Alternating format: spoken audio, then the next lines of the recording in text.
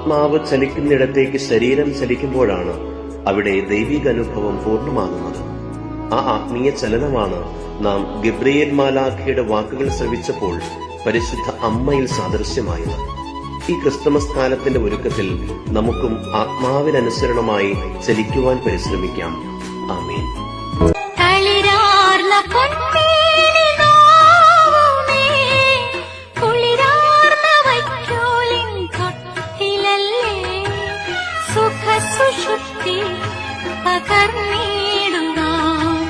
തൂവൽ കിടക്കയൊരുക്കൂ